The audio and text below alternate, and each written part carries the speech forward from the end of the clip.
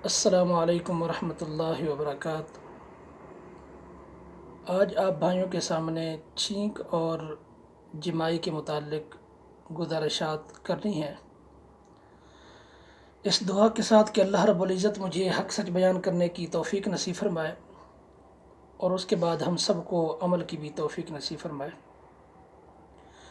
پیارے حبیب صلی اللہ علیہ وسلم کا فرمان ہے کہ العطاس من اللہ، کہ چھینک اللہ کی طرف سے ہے۔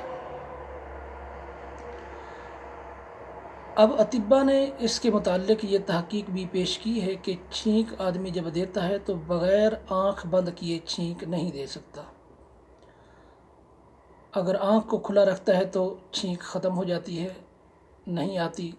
وہ آنکھ چاہے آدھے سیکنڈ کے لیے یا 1 سیکنڈ کے لیے بند کیے بغیر نہیں دے سکتا۔ جب وہ چھینک آتی ہے تو انسان کا جسم ساکت ہو جاتا ہے، حتیٰ کہ دل بھی ساکت ہو جاتا ہے ایک آدھے سیکنڈ کے لیے یا پورے سیکنڈ کے لیے۔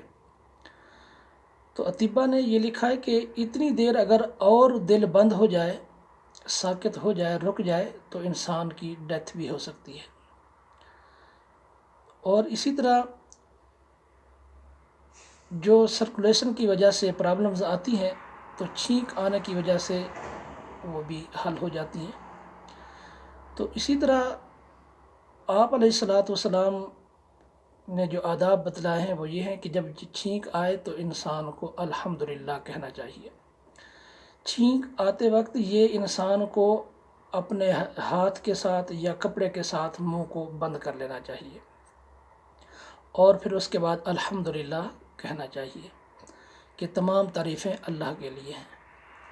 اب ساتھ میں جو سننے والا ہے اس کے لیے یہ حکم ہے کہ وہ یرحمک اللہ کہے، کہ اللہ تیرے اوپر رحم فرمائے۔ اب وہی چھینک دینے والا دوبارہ اس کو جواب دے کہ یہدیکم اللہ ویصلح بالکم، کہ اللہ پاک تجھے ہدایت دے اور اللہ پاک تیرے تمام معاملات کی درستگی فرما دے۔ اتنی پیاری دعائیں ہیں انسان ایک دوسرے کو دیتا ہے۔ یہ آداب ہیں جو اللہ کے نبی صلی اللہ علیہ وسلم نے بتلائے ہیں۔ اور اسی طرح جمائی کے متعلق کہ یہ تقریباً اس وقت آتی ہے کہ جب انسان تھکاوٹ محسوس کرتا ہے جسم کے اندر اور ہلکی ہلکی نیند آ رہی ہوتی ہے، تو اس وقت یہ کیفیت طاری ہوتی ہے۔ تو اس کے متعلق پیارے حبیب صلی اللہ علیہ وسلم فرماتے ہیں وَالتَّصَاؤُ مِنَ الشَّيْطَانِ، یہ جمائی جو ہے یہ شیطان کی طرف سے ہے، اور اس کو جو ہے ممکن حد تک کوشش کرنی چاہیے کہ روکنی چاہیے، اور جو آواز نکلتی ہے آواز بھی نکلنے نہیں دینی چاہیے۔ اب آیا کہ بھی اس کو ہم روکیں کیسے، اس کا کیا ادب ہے، کیا طریقہ ہے، کہ سنت کیا ہے؟ تو آپ نے مختلف باتیں سنی ہوں گی، یہ سنی سنائی باتیں ہیں کہ الٹا دایاں ہاتھ رکھیں اور الٹا رکھیں، اور اس طرح کوئی کہتا ہے کہ سیدھا ہاتھ رکھیں اور الٹا رکھیں۔